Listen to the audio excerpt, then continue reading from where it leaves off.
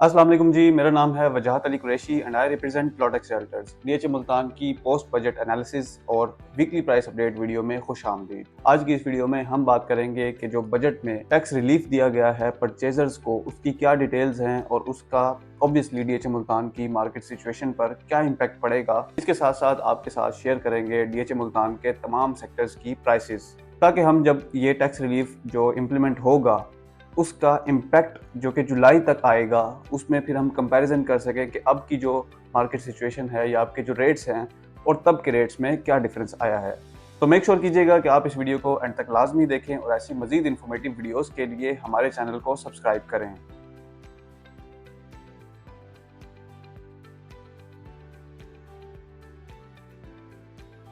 जी तो व्यूअर्स, अगर हम सबसे पहले बात करें बजट 2025 की और इसमें जो प्रपोज किए गए हैं टैक्स रिलीफ्स उनकी, तो उसमें सबसे पहले जो FED है वो ख़त्म कर दिया गया है। FED जैसे कि आपको मालूम है कि ये परचेजर्स को देना पड़ता था और ये उन प्रॉपर्टीज़ पर लागू होता था जो कि फर्स्ट टाइम ट्रेड हो रही हों, और ये 3%, 5% और 7% था for the filers, late filers and non filers respectively.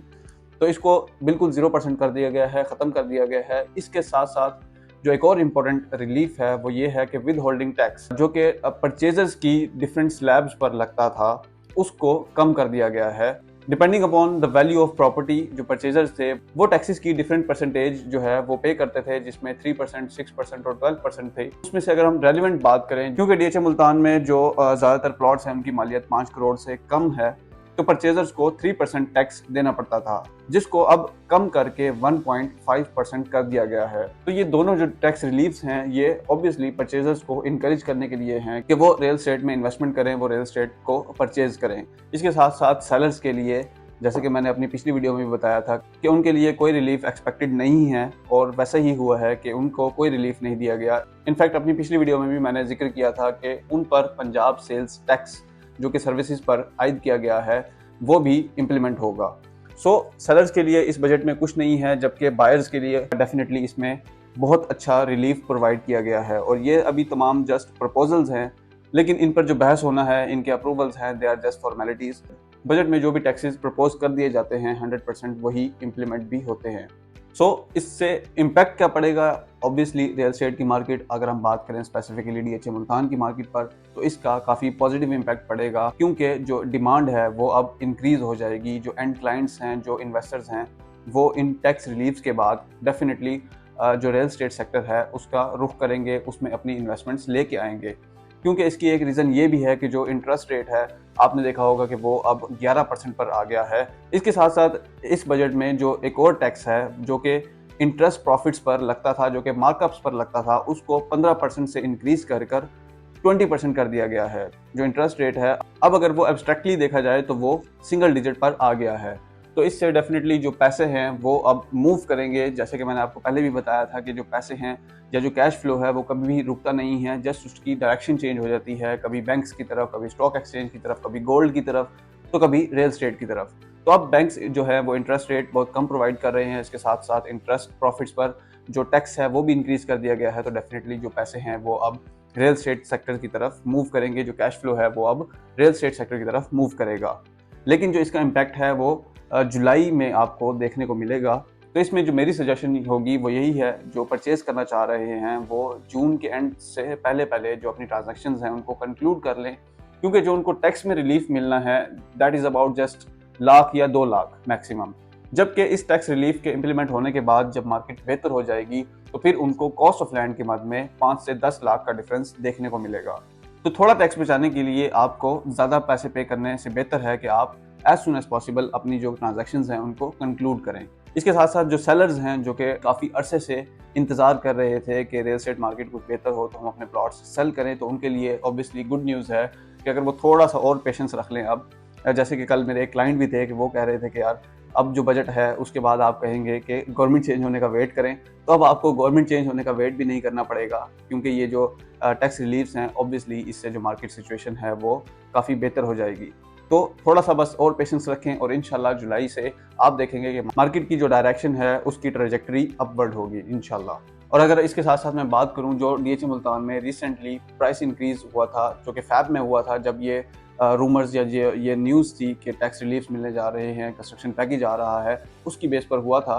वो ज़्यादा देर तक सस्टेन इसी वजह से नहीं कर सका था कि जो टैक्स रिलीफ थे या जो कंस्ट्रक्शन पैकेज था वो डिले हो गया था। बट नाउ ये जो टैक्स रिलीफ है ये फाइनली इम्प्लीमेंट होने जा रहा है जुलाई ऑनवर्ड्स। तो आप देखेंगे कि दोबारा से वैसा ही एक इंक्रीज एक्सपेक्टेड है और ये इंक्रीज अब सस्टेनेबल भी होगा। लेकिन इसके लिए शर्त यह है कि अनरीजनेबल या एक एक्सपोनेंशियल हाइप क्रिएट करने से बेहतर है कि प्राइसेस को स्लोली एंड स्टडीली जो है वो इंक्रीज करें। तो फिर ये जो हाइप होगी ये सस्टेनेबल होगी, ये ज्यादा अरसे तक प्रिवेल करेगी। होपफुली हम सब लोग अपनी पिछली गलतियों से सीखेंगे और जो सेलर्स थे तब भी वो उनके जो प्लॉट्स थे वो काफ़ी ज़्यादा डिस्प्यूट्स में गए, उनके काफ़ी ज़्यादा प्रॉब्लम्स क्रिएट हुए। मुझे भी कॉल्स आती थी कि हमारे जो टोकन मनी है वो वापस आ गए हैं। तो again I will suggest you कि आप इस बार एक क्रेडिबल, इस बार एक प्रोफेशनल रियल्टर का इंतखाब करें अपनी प्रॉपर्टी सेल या परचेज करते हुए।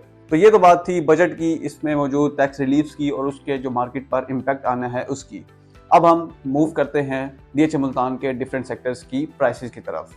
तो अगर स्टार्ट करें 5 मरला से, तो 5 मरला की जो करंट प्राइसेस हैं, जो कि अभी ऑब्वियसली जैसे ही क्योंकि बजट अनाउंस हुआ है तो फौरी उसका इम्पैक्ट नहीं आ जाता, तो अभी तो फिलहाल वही पहले वाली ही प्राइसेस सस्टेन कर रही हैं, जो कि 5 मरला के लिए 20 लाख से लेकर 30 लाख कॉस्ट ऑफ लैंड और इसके साथ साथ पोजेशन सेक्टर में आपको 15 लाख 30,000 डेवलपमेंट चार्जेस, जबकि नॉन पोजेशन सेक्टर में आपको 9 लाख डेवलपमेंट चार्जेस देना होंगे।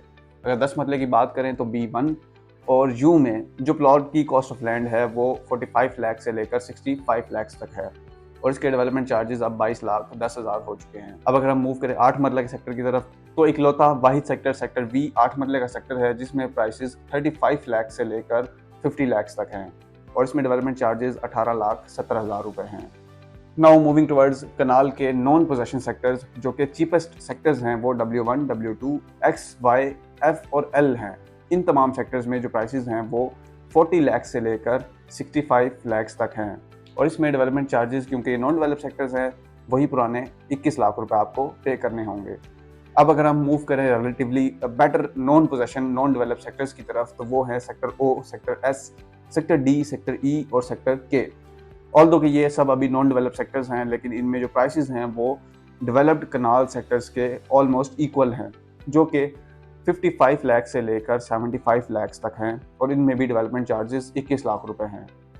अब अगर हम मूव करें कनाल के डेवलप्ड और पोजेशन रिलेटिवली चीपर सेक्टर्स की तरफ, तो वो हैं सेक्टर G, सेक्टर A और सेक्टर U। इन तमाम सेक्टर्स में जो आपको प्लॉट्स हैं वो 60 लाख से लेकर 75 लाख तक अवेलेबल हैं और क्योंकि ये पोजेशन सेक्टर्स हैं तो इनके डेवलपमेंट चार्जेस 21 लाख से बढ़कर 35 लाख 70,000 रुपये हो चुके हैं।